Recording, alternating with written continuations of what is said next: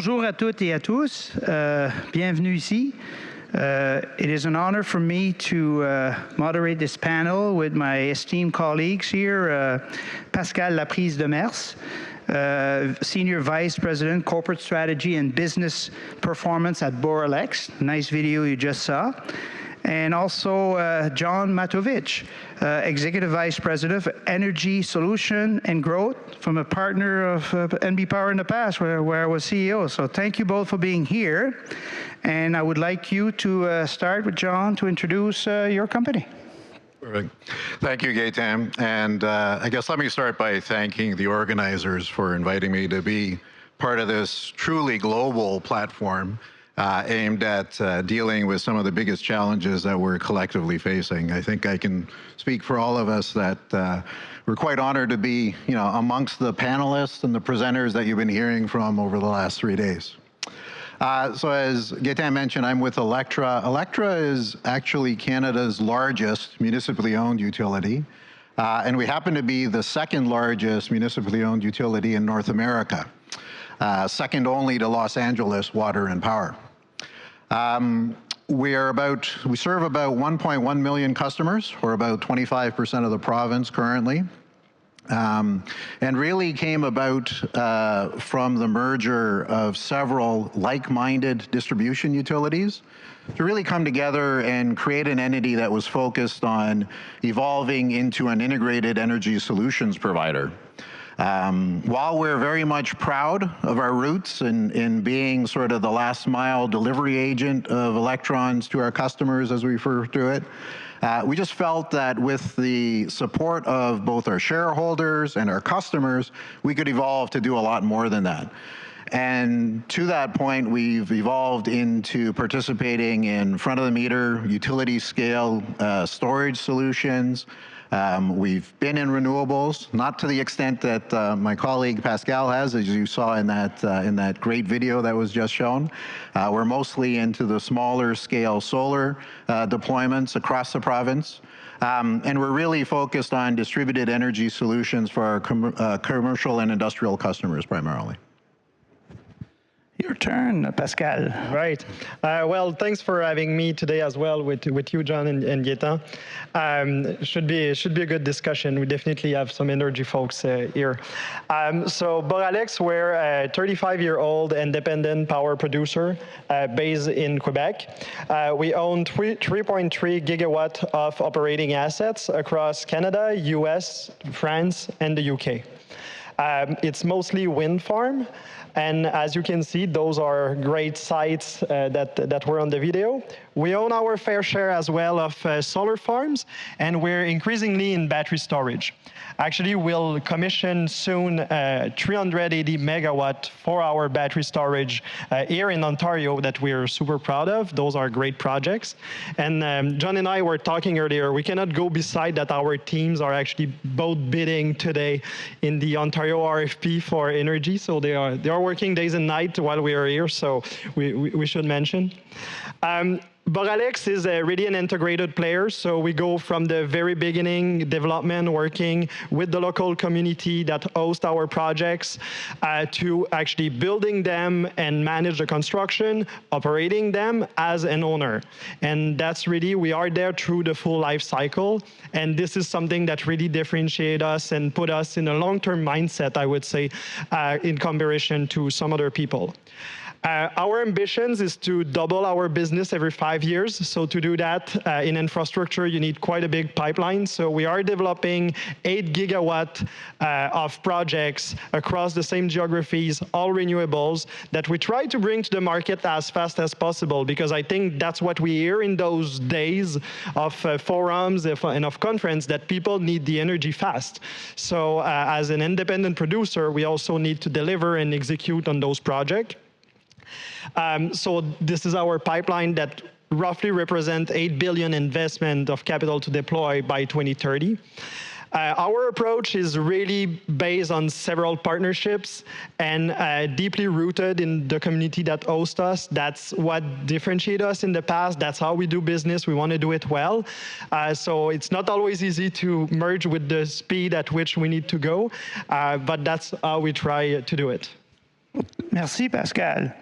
So, John, how do you balance between really the transition from renewables, natural gas, nuclear growth in this, incredibly complex mix? How do you work with that? So in terms of, where in the whole sort of energy spectrum we operate, we're the customer-facing element. So we tend to very much focus, as I said, the last mile delivery agent of the electrons. So for us, we're actually quite agnostic as to what the source of those electrons are, whether it's nuclear, whether it's renewables, or whether it's natural gas. But to be perfectly honest, we need all of those types and more. I think as Pascal mentioned earlier, part of the issue that irrespective of which side of the generation, transmission, or distribution spectrum you're on, getting those electrons to where they're needed quickly is the fundamental question that we're being asked collectively to address. So even though Pascal said we're sitting here, as competitors, we're also collaborators, because at the end of the day, I think the one thing that I've seen that has changed in the industry, the whole industry is now focused on really meeting the needs of the customer. Pascal? Maybe just to comment on that, I think we cannot, I think we both agree there's quite a lot of load growth that is really driving the demand. And I mean, we can challenge the different scenarios. Is the curve like super steep or a bit lower? But after 20 years and almost 30 years of no growth actually on the grid, even a small growth is tough to manage. And it's tough to respond to your customer, but it's tough also for an industry to start back and to be able to build assets. And I think that's what we see today in terms of, yes, the mix of energy, we need it all, but it's also about starting back the machines of developing projects that have been stopped for quite a while. Well, a question related to that, Pascal. What do you think of the Canadian utilities and developers? Are they moving fast enough to meet the federal and provincial clean energy targets? I don't think we can look at this only with one player of the whole system, because developing project is not about the utility giving the contract. Like, we often forget how power is actually complex. It's you need a bunch of engineering that work on the back end and technical actually aspect to work together. You need the financing, you need the permitting to be right. So even if the utilities goes fast, but the government don't have the machine to respond to the permit, it will not work. If the developers like us don't have the project, you will not get the energy at the end for the customers. So I don't think we can blame only one player. We need to look at this as a system. Of course, it's not going fast enough, like no surprise, and there's opportunity to improve. After that, like, what do we need? I think as a system that you want to balance between the phases, you want predictability. So if you're able to predict what volume you will see coming up, or actually how fast you need to ramp up your teams, your technical, your plant, your supply, etc., it's easier after that to deliver bigger volume. And after that, we need execution. I think in general, the power industry took a lot of time to think about their ambition for the future and defining, is it like that big number or that bigger number or that smaller number? That doesn't really matter until you actually deliver and have the result and have the project and have the teams and have the government that deliver those permits, the utility that pay for the bill. Like, we need people that get the assets in the ground. So John, just on that though, Gaetan, before you move on, because I think, the speed issue and the ability to move quickly, I think has resonated in this conference in a couple of different discussions. I think you heard it even in the last speaker's comments. Like, Pascal, as a developer, you folks have always moved quickly, and it's right, because you've had to. The reality that we as utilities face is we're now also having to move quickly. I mean, this honestly is the first time in decades where utilities are growth engines, and growth engines for the economy. And it's, I can remember when I first started in this industry, a utility that was growing at the rate of inflation was considered to be a pretty good outcome. that is nowhere near the type of speed that Pascal's referring to meet the need that we are, as you say, increasingly seeing. Like, we see that need directly. Because we're the customer-facing one, we see those connection agreements you know, literally daily in terms of people wanting to have the greater access to the power. And whereas before, we'd get connection requests for tens of megawatts and think, okay, that's a big, you know, problem that we have to figure out how do we meet that requirement. We're literally seeing now requests on behalf of, you know, some of the comments you heard on the previous panel from data centers and others that are in the hundreds of megawatts. So that is truly a step change that requires us to adapt our, not only our thinking, but our pace, our fastness, if you will. So let's talk about, you know, electrification. You all said it's good. You know, it's king today. Yeah, EVs, AI, data centers. Some utilities have limited like the growth of that sector. So I'm wondering, you know, what are the biggest barriers, in your opinion, to upgrading transmission and distribution infrastructure to meet that growth that will come rapidly? So I think, look, one of I wouldn't call it a barrier, but one of the complicating factors is, to answer that question, Gaetan, it depends on which region you're working in. When you're working in a region where you have a fully vertically integrated utility, so a utility that can oversee generation, transmission, and distribution, I would argue the decision's a little bit easier than when you're dealing in some markets, like in Ontario or in Alberta, where, you know, by the legislative process, you've got distinctions in each of those three areas and different participants. I don't think it's an obstacle, though, because what I am seeing is there's much more collaboration to addressing that fundamental need than there ever has been before amongst all of those areas. And I think people are working on those obstacles as well. Like, when we talk about execution just a minute back, like, this is also execution, taking each bottleneck one at a time, being sure that it goes through, because in a system, the bottleneck is not always the same in time. So, as you said, John, fully agree. So, you know, with increasing climate events, like, you know, heat waves, wildfires in New Brunswick, Nova Scotia this year, like we've never seen such a dry summer, Ontario, right? So how do we address collectively, you know, again, utilities, developers, this issue about resilience and emergency preparedness for these things? So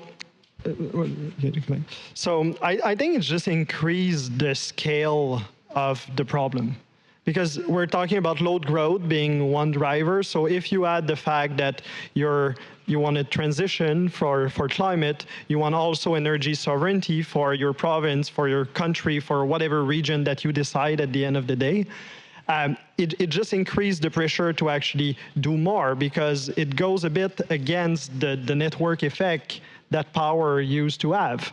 So when you see this effect, you would just have to deliver more volume faster in order to build that sovereignty and to solve those issues of resiliency.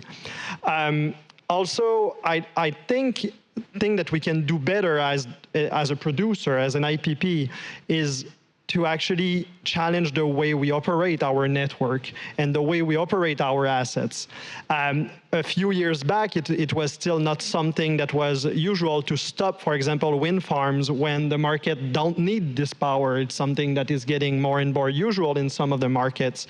If we think about the big hydro dams that we have, do we really use them the best way to optimize the system? Like, I think it will change in the future. We will get used to higher level, more cycle of water, higher level, lower level. Like, we'll need to also operate our grid differently. And I talked about it a second, but coming back on the geography that we decide to optimize, at the end of the day, there's a few big questions on transmission, I think, that we need to address? Is it like full Canada between the province? Is there a specific zone that makes sense? Because sometimes it's not the fanciest project that have the most effect on network. I see some yes from my distribution expert now, so that's good. But I think that's really important that we get into those questions, because when I hear Premier Ford this morning talk about the fact that Canada can be a driver to decarbonize US, it's true, assuming that US is the ally that we want to help and that we want to buy product from. The minute that it's not true, it's different. It's not the same system that we optimize. It's maybe Quebec, Ontario, and New Brunswick together. It's maybe Ontario and Manitoba and in the West and not the East. Like there's real question of what do we want to optimize in terms of sovereignty. I just want to touch on, Pascal, one of the points you made about the grid operating differently. That's essential to addressing, Gaetan, your comment on resilience and security to some extent. So from our perspective, we thoroughly embrace that. I mentioned to you earlier about some of the additional capabilities, but it also means having a different mindset in terms of how you operate this grid. You have to, we very much advocate and embrace the use of DERs. We advocate the use of conservation. We advocate the use of load shifting. We even advocate the use of potentially changing some of the roles and responsibilities for the market participants to reflect the changes that are needed. So it's not only the capital and the programming, it really requires all of the market participants to change their mindset a little bit if we're going to get to that resilience. The other thing that drives us and our focus on resilience is, I think, like both of my co-panelists here and virtually everybody that's spoken, I think, at this conference, energy is no longer, and energy security is no longer a nice to have. It's an absolute need to have. And in a lot of respects, it's a life-saving need to have. And so for our perspective, our efforts at enhancing the resilience are somewhat capital related. We are reinforcing, we are, introducing electronic switches. We are trying to reduce, the man-made sort of issues that one can identify, but it's more than that. It has to be the mindset change as well. So it's cultural, really. It's cultural. And you mentioned the many stakeholders. So who are most ready to do that now in Canada? Well, I would argue, I'm... Distributed utilities? Like you talk about the integrated model? Yeah. Well, I'm actually seeing, Gaetan, I'm pretty optimistic when I look across the country about the change that's required. And Pascal would have a better vantage point than I would on this. If you look at, for example, the renewables context that we talked about, you're seeing renewables being developed virtually coast to coast. Whereas when I first started in this business, it almost went, okay, this province will go first, then this province will go, et cetera. But now we're seeing a wholehearted embrace of the need for more generation, and particularly non-emitting generation, whether it's nuclear, whether it's hydro, whether it's renewables, other forms of renewables. You're also seeing, I see both integrated utilities and disparate utilities, trying to address the changes in their particular spheres of influence. So I'm actually quite positive. We're seeing, the Hydro-Quebecs, the BC Hydros change. We're seeing entities in Alberta and the Alberta marketplace change. We're seeing change here in our marketplace. So I'm actually quite optimistic that people are starting to get their games together, I guess. Yeah, it's moving fast. I would say on the generation side, I would have to go for my side of the business. I would have to say, for me, renewables are the only one ready for the next 10 to 15 years. Don't get this wrong. I think in the long run, we will need nuclear quite a lot to actually do a good base load. But the point is just with the lead time of those projects and when they are starting to be thought of, I don't think in the next 10 to 15 years there will be a lot of actual delivery on the grid to help support. While renewables have been developed for the last 5 to 7 years, and instead of taking 15 to 20 years to develop, they take 5 to 10. So I'm fairly confident that renewables can deliver quite a lot to actually boost the resiliency of grids that are already strong with other source of generation. So renewable really come as complementary and at scale a lot faster. Funny enough for all of you to think about, but when we talk about modularity of nuclear, like wind is by default modular. We installed several wind turbine of 5, 6, 7, 8 gigawatt on a site of several hundred, but that's the exact same thing that nuclear is trying to do at another scale. So I think that's important for the next few years. And that's the importance of modularity, because that's what gives you predictable cost too, because you do it one time, you do it 100 times, and that's why renewable are so far ahead. But I want to get to now the last 3 minutes. I want to give you each a minute and a half to talk about, looking ahead. What does the future of North America energy landscape look over the next 5 to 10 years? And what decisive steps must Canada and the US take today to ensure competitiveness, resilience, and sustainability in that transition? So you each have 1 minute and 15 seconds. I can go. That's a big topic to address that fast, but that's okay. So I mean, I already made my point. I think renewable will continue to be deployed at scale, even in the U.S., because the current pipeline is actually a renewable project, and the data center or the utilities or the load that is converting to electricity that are calling us. They are not calling us for in 12 years. They are calling you for next year, for yesterday, or for in 2-3 years. So we need to respond that fast. So I think that will drive the key topic. The other one, I only wish from a decarbonization standpoint that both geographies could collaborate, because when I look at what's happening in Europe, for example, in terms of interconnection between the countries, between the markets, that's where you create the real economies. And that's where you can decarbonate some of the market faster. That's where you can benefit from the sun at one place, the wind at another place, the great hydro batteries that we have in Quebec, and the great nuclear that we have in Ontario. If you put all this, I know it's an old topic, all the Northeast connection, but still it's very important from a decarbonization standpoint. And John, you can close this.